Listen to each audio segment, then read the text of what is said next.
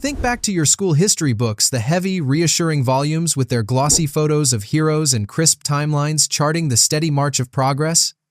We were taught to see the past as a clear, linear path, a story of enlightenment, discovery, and righteous victories. But what if the history we learned is more like a carefully curated family photo album, the kind where all the awkward, unflattering, and shameful pictures have been quietly tucked away in a box in the attic? The truth is, history is not simply a record of what happened, it is the story we choose to tell about what happened. And in the telling, the most disturbing, morally complex, and inconvenient truths are often polished, downplayed, or erased entirely to preserve a comfortable narrative of national glory and inevitable progress. This is a journey into that box in the attic. We will pull back the pages that were stuck together, look at a few of the stories that were edited out of the main account, and discover a past that is far messier, more unsettling, and infinitely more human than the one we were taught to believe. Our first story begins with a magical, ethereal glow. In the early 20th century, the world fell in love with radium. This newly discovered element, which shimmered with a faint blue-green light, was hailed as a miracle. It was a scientific wonder, and entrepreneurs quickly began infusing it into everything from chocolate and toothpaste to water tonics and cosmetics, promising health, vitality, and glamour. At the heart of this craze were several watch factories, where legions of young women were employed to paint the numbers on watch dials with glowing radium paint. They were known as the Ghost Girls because they would leave their shifts covered in the faintly glowing dust. They were told the paint was completely harmless, and to get the finest possible point on their brushes, they were instructed to use a technique called lip pointing, a delicate maneuver of twirling the brush between their lips. Finding it charming, the women would use the leftover paint to adorn their fingernails, put specks on their teeth for a dazzling smile, and even dust their dresses before a night out dancing. The disturbing truth, however, was that with every lick of the brush, they were swallowing a slow-acting poison. Soon, the women began to suffer from horrific and unexplainable ailments. Their teeth fell out, their bones became brittle and spontaneously fractured, and many developed a grotesque condition known as radium jaw, a painful necrosis that caused their jawbones to literally rot away. The companies, it turned out, knew perfectly well that radium was dangerous. Internal studies had confirmed its toxicity, yet they deliberately concealed this information. When the women, sick and dying, attempted to sue, their employers spent vast sums of money to deny the claims, discredit their stories, and drag out the legal proceedings, hoping their victims would die before they could ever see justice. The triumphant story of early 20th century consumer innovation and scientific marvels was successfully promoted, but only because the chapter detailing its staggering human cost was ruthlessly torn out. From the factory floor, our next edited story takes us into the sterile halls of a doctor's office, where we confront the celebrated legacy of a medical pioneer, Dr. J. Marion Sims is a name etched in the annals of medical history, widely revered as the father of modern gynecology.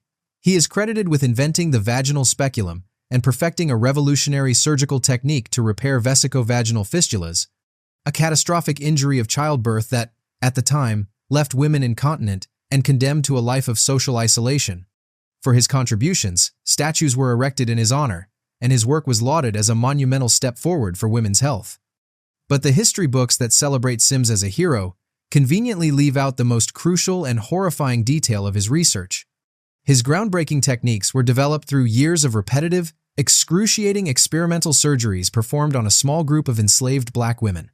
We know the names of three of them: Anarcha, Lucy, and Betsy.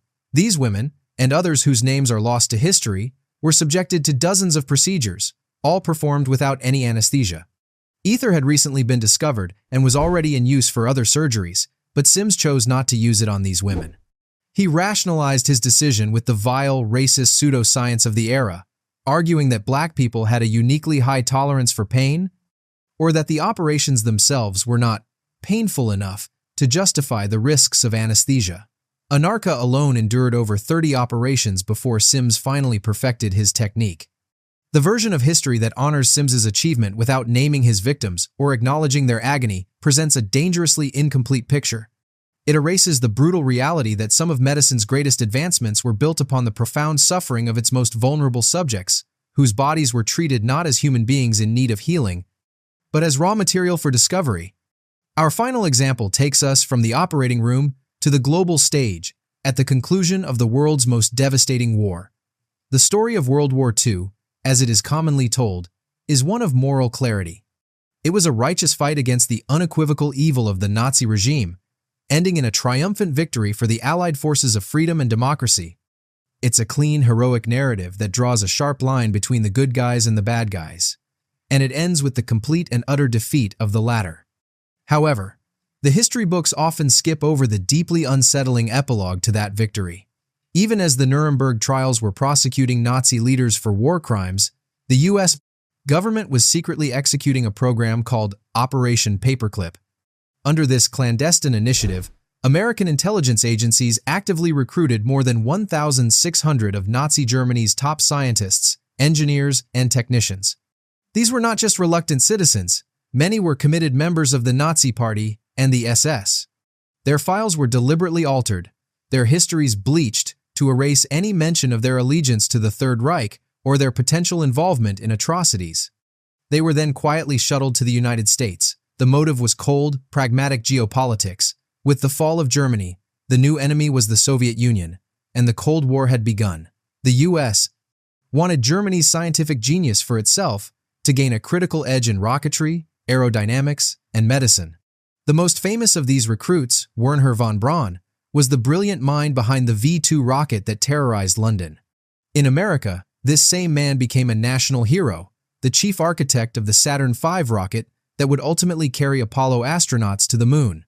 The clean, triumphant end of World War II was, in reality, a messy, morally compromised beginning to the next global standoff, proving that in the high-stakes game of nations, even a just war can create the strangest and most disturbing of bedfellows. And so, we arrive at a more complicated and unsettling vision of our past.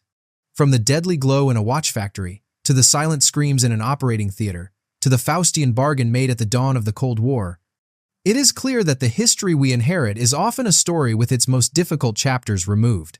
In the name of commercial progress, medical breakthrough, and national security, the narratives are streamlined, the inconvenient victims are forgotten, and the moral compromises are edited into footnotes, if they appear at all. But why does it matter? Why dredge up these painful truths?